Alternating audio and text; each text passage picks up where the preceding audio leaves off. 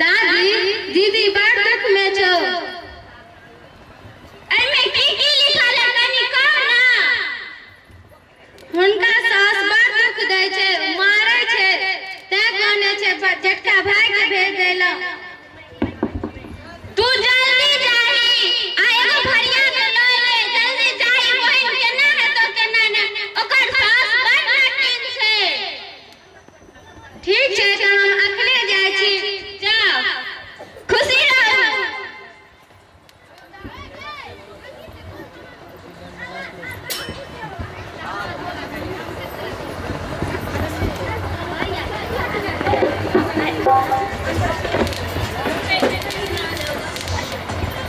भरिया भरिया भरिया भरिया, हां आबै छी, जल्दी आओ।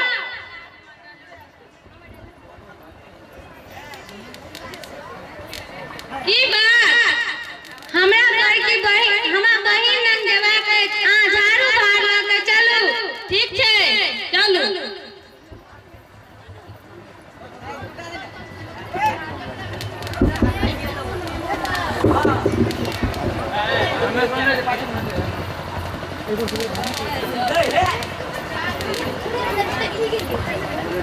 आगू आगू आबै साधु पानी के भरिया, हाय हाय पानी के भरिए हो।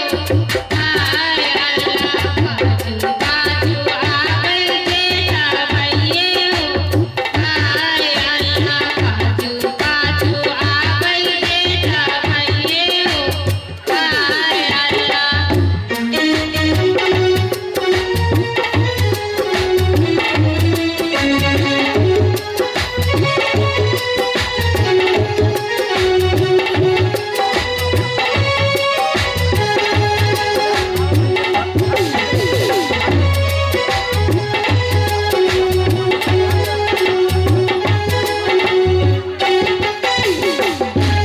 पानी देबै साधु पानी के भरिया, हाय हाय पानी के भरिए हो। हाय अल्लाह किया पानी देबै जेठा भइए हो। हाय अल्लाह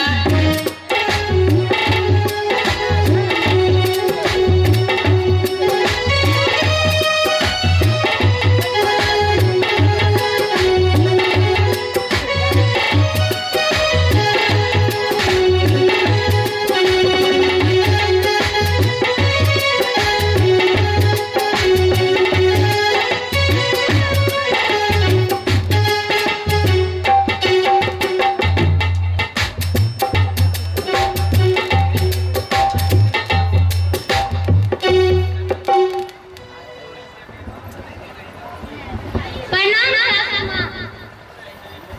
नीके रहो।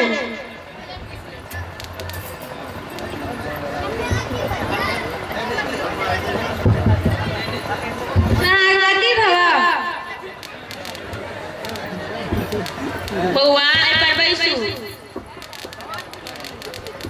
बुझै छियै अहाँ के बहिन आइ की केला घर में? की केला?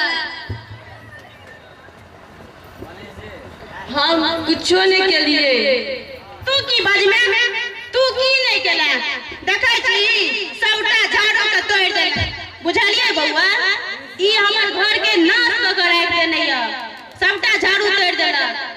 ई हमरा घर में आब नहीं रह। जल्दी अपन बहिन के ल के चल जाओ। एना नहीं करियो।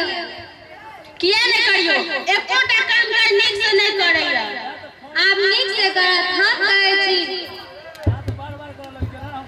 सासू माँ अखन नहीं कहथिन, बाद में कहथिन। किया एखन नहीं कहबे तो कखन कहबे? मुहे पर नहीं कहल जाय छै। जब तू बिगड़ जेना तहन हम कहबो। अखन नहीं कहथिन, नहीं खेला के बाद कहथिन।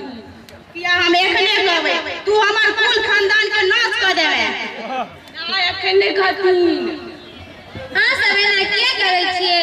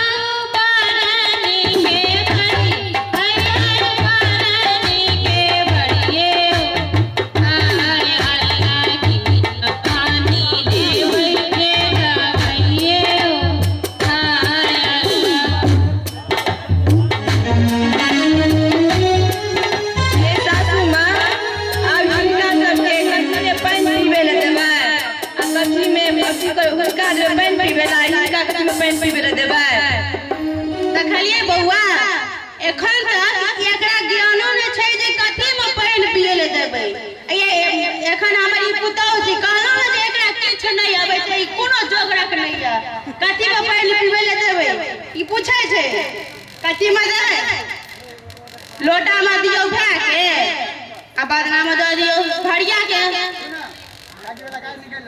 सोने लोटा पानी देबै परनी के भरी परनी के भरिए हाय अल्लाह लोटा पानी देता भइए हाय अल्लाह बदने लोटा पानी देबै परनी के भरी हाय परनी के भरिए हाय अल्लाह सोना लोटा पानी देता भइए हाय अल्लाह सोना लोटा पानी देता भइए हाय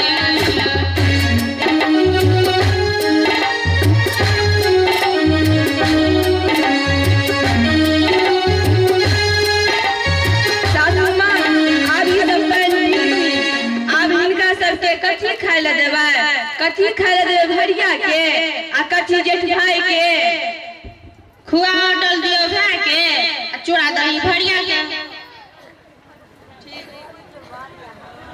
चूड़ा दही भोजन सागर परनी के भरी हाय हाय परनी के भरिए हाय अल्लाह खुआ होटल देबै जेठा भइए हाय अल्लाह खुआ होटल देबै जेठा भइए हाय अल्लाह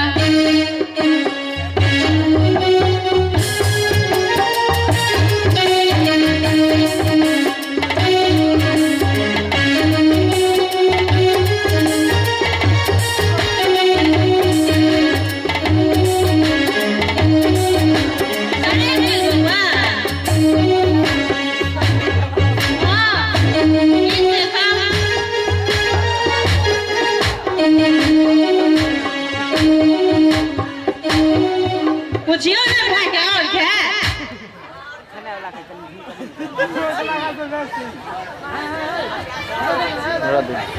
नीचे क्या कर ली भाग गया हाथ धो लिया